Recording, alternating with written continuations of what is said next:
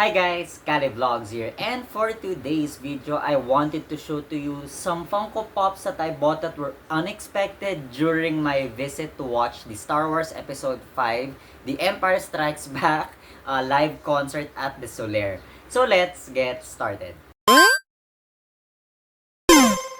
Okay, so you might guys be wondering, may nabili kang Funko Pops during the concert nung Star Wars Episode 5 sa Solaire. So, just a quick backstory kasi. So, recently lang naman, it was around September, not September, sorry. It was August 30 and 31 when the Star Wars Episode 5, The Empire Strikes Back, live orchestra concert by Film Concerts PH and with the Philharmonic Orchestra composed by not composed but rather yung lead composer would be Sir Gerard Salonga, had that event nung August 30 and 31st. So syempre, as you might expect, because it is a Star Wars related event, you would expect a lot of the people from the Star Wars community would be, going there to watch that concert. So just to give you guys brief insight, ano yun, para kang actually nanonood ng Star Wars, pero the difference is yung music is done by a live orchestra. So my sister and I watched it sa Solaire. So, we watched it at the 2 p.m. showtime ng August 31. So, after the event kasi, meron yung pop-up booth na ginawa ni Filbar. And as you expect, all of the merchandises would, of course, be Star Wars. So, pumunta kami doon ng sister ko, tumingin ako, and then sabi ko, wala naman sa intention ko bumili talaga ng Funko Pops there in the first place. Kaya syempre, medyo tight ako sa budget at the time, pero I still have money, to spend on. And then, nung nakita ko yung mga Funko Pops, sabi ko, okay, sige, ito, nakita ko yung mga characters na parang kailangan ko pala to complete for this set. Pero, syempre, nandun ako sa thinking na, baka binibenta to regular price. So, hindi ko siya bibilin. But, to my surprise, when my sister and I went inside, checked the characters, there was a signage there na any 3 figures from that area for 1,000 pesos. And guess what? As a person naman na hindi makakatiis tumingin sa mga promos na ginagawa usually ng mga stores that sells Funko Pops, ako naman, napakagat ako at napabili. And you might wonder, ano ba yung mga figures na yon? Eto na nga, wag na natin pa-delay. So, there's actually a total of 6 characters here. So, again, these are any 3 figures from the selected list for 1,000 pesos. So, very much obvious naman, I've spent 2K kasi nga 6 characters siya. And wag nga naman na natin ipa-delay. So, gusto ko lang ipakita sa inyo guys, ano yung mga binili ko. So, I guess the first 2 characters that I wanted to show to you at this part of the first wave na yung first set ng 3 for 1,000 na nakuha ko is from the Obi-Wan Kenobi live action series in Disney+. So, the characters are actually si Grand Inquisitor at yung 5th brother. Now, the reason for that being is because I've already started collecting yung Wave 2 na nilabas ni Funko for the live action na Obi-Wan Kenobi series. So, this is already Wave 2. As you can see, these are the characters that you can complete from this set. So, I'm gonna show it to you guys. Sorry, medyo blurred. Pero you can pause on that. Pero the characters here are Obi-Wan Kenobi, 5th brother, Grand Inquisitor, Purge Trooper, young Luke Skywalker, and Ned B. And just an FYI, guys, that I already have half of the characters in my, bags na containing the characters that I have yet to complete before ko sila started display. So, I already have Obi-Wan Kenobi, young Luke Skywalker, and si Ned B. So, considering that I've already got these 2, thanks to Filbar's nung araw talaga ng concert na yun, I'm now only missing 1 character, and that is the Purge Trooper. So, taking a look at both of them, of course, since there were like a lot of them, like ang dami niyang duplicates doon, I had to, look for the best box possible. Kasi syempre, you wouldn't want to get naman din yung mga dented na yung box, may wear and tear na siya, or yung mismong character itself has some defects. So, I did some time, like a few minutes to couple on digging. So, while my sister was also looking around the area, at least pumila na siya for me para, by the time na natapos ako, hindi ako pipila ng sobrang layo pa. Like, nandun na siya, nakaantay na lang. So, ako na yung gumawa nun. But anyways, sorry, medyo napapahaba tayo.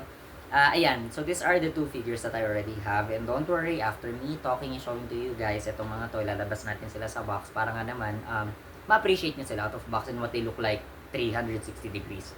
So, yan yung first 2. And then the last one, to complete the set, this was actually the first figure that I took from the shelf, is the armor from the live action naman ng Mandalorian series in Disney+. So, you might guys wonder, this is specifically for the season 3 lineup naman na nila. Kasi, Mandalorian is already seasons 1 to 3 ng mga characters, and there's already a bunch of them I'm gonna tell you, and I already have a bunch also in my collection that spans from seasons 1 to 3. So, ito yung first character na kinuha ko from the Mandalorian set to complete the first 3 for 1,000 na figures. So, as you can see, I think this is the latest set na nilabas, or I'm not sure, maybe probably yung second to the latest. So, ito yung mga characters that you can actually get from the set. So, you have si Mandalorian with the dark saber, you got Grogu, Pelimoto with Grogu, Paz Vizsla, Mandalorian Judge, and the Armorer. So, in this case, the Armorer yung last one that you can get from the set. And the next 3 figures are actually, you'd be surprised, are all also from the same set. So, wag na naman, ayoko nang patagalin actually. So, you also have here si Pelimoto with Grogu. So, let me just put it up close. Ayan, so that's number 665 in the line. Next is, of course, Paz Vizsla. And then the last one is the Mandalorian Judge. So, as you can see, it's very surprising for me, but at the same time, very beneficial dahil nakuha ko yung characters na to under the 3 for 1,000 na line-up, or at least yung promo na nilabas nila. Kasi for this set, actually, I only have Grogu, and nakuha ko siya during a Bully Boy Collectibles Shopee sale some time ago, siguro a couple months back. And the rest of the characters na nandito sa roster na to, at least sa set na to, weren't available for any kinds of promos na lumipas sa Shopee after the month na nabili ko si Grogu noon. So, like yung mga sumunod na months na tinitignan ko, wala sila dun sa listing. Probably si K.A.L.Y nandun siya, pero that's just her. And everyone, tapos itong mga to, hard to find na actually. Like, I have to buy them at a regular price or a bit higher than the usual na. The same goes with the Armor, yung tumitingin ako sa Shopee, even in the secondary marketplace in Facebook, and even some of the buy, trade, sell groups in Facebook. But thankfully, and I guess it was a blessing in disguise in some way na nabili ko sila for a 3 for 1,000 na promo at Filbars during the concert. So, you might say that the force was with me during that day. Kaya, napakagat na ako at hindi na ako nag-hesitate na kuhain yung mga figures na to. Especially, kailangan ko sila sa set eh. And then, an FYI na lang, for this Mandalorian set na to, it's only Mando that I'm actually missing. So, that is my target now for the remainder of the year is to, to close off these 2 sets this year. To get the Purge Trooper from the Obi-Wan Kenobi series and si Mando sa Mandalorian series. But, ayan, I just really wanted to show to you guys, and apologies for the noise that you might have heard just a while ago. So, ayun lang naman guys, I really wanted to show to you yung mga Funko Pops na nabili ko during my attendance to the live orchestra concert for Star Wars Episode 5. And just a quick note lang din doon. I would have to say I'm very much happy na it's my second time already to watch it again in Solaire, yung pang Episode 5 naman. Kasi I've already watched the first one, like A New Hope from last year, same area, Solaire, ganun din, same time, 2 p.m. So, I'm really somewhat expecting that Episode 6, The Return of the Jedi, will be, played again for next year. So, definitely gonna prepare for that. Very excited. I love watching it, especially, I never got to watch those movies in the cinemas in the first place because, wala pa talaga ako, no? That was like 1970s and 1980s. And then they did release it some time ago for, the 40th year anniversary celebration. That's why I'm wearing this shirt also. But, I'm very happy that I got to watch Episode 4 and 5 on the big screen at Solaire with an added experience na it's a live orchestra concert that's doing the music. So I really loved it and enjoy it. Lalo na for anyone who's watching Star Wars or loves Star Wars and you guys have like the money or at least pag-iipunan nyo. Ako, highly suggest ko panoorin nyo yun. Especially kung next year na magpo-push through sila with Episode 6 on na ganun ulit na live concert. So ako definitely manonood yun. But anyway, sorry, I digress. I hope you guys go enjoy the next segment of this video, seeing all of them out of box.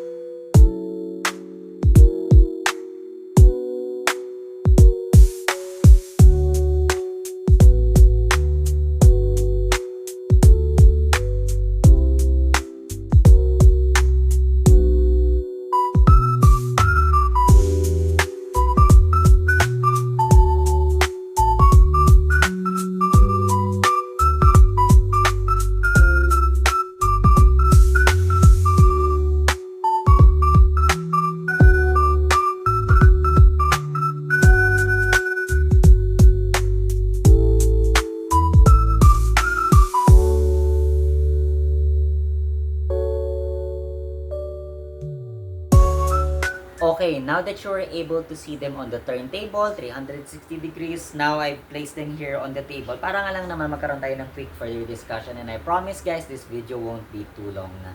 So again, this is a very Mandalorian-centric set because, you know, 4 of the figures are from, apologies for the background noise na yung dumaan ng motorcycle, so may dumaan lang, really sorry about that. Anyways, going back, so again, this is a very Mandalorian-centric set since 4 of the figures are from the Mando series and then 2 are from the live-action Obi-Wan.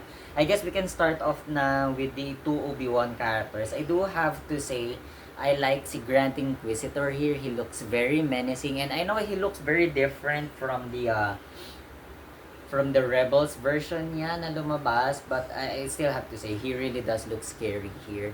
You know, pwede siya maging contender in terms of the scary looks with Darth Maul.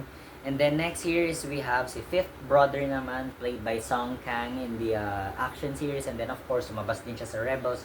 Very different yung itsura niya. Yun yung masasabi ko na medyo, paano ba sabihin yun? Hindi siya naging 1:1 approach na kung ano man yung naging itsura ni fifth brother dun sa animated series, it did not portray well or parang na put into the live action. Medyo iba talaga yung itsura.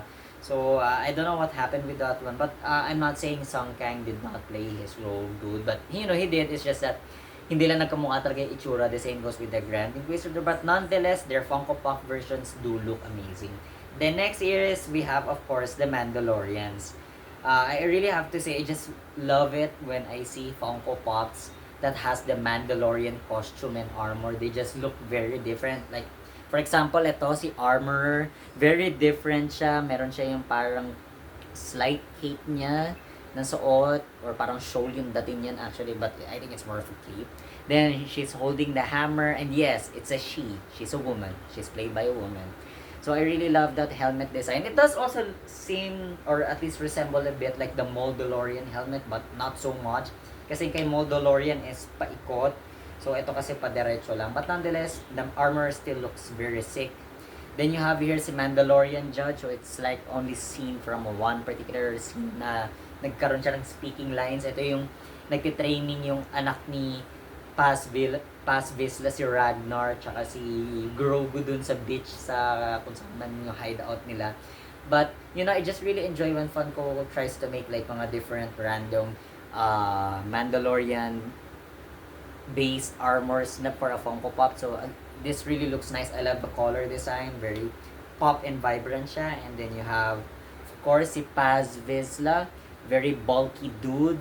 And I think when you compare it to the first one na lumabas, of course, I think this is a bit of a downsize. I'm not sure kasi I don't have the first release na Paz Vizsla, but nonetheless, he still looks very sick here.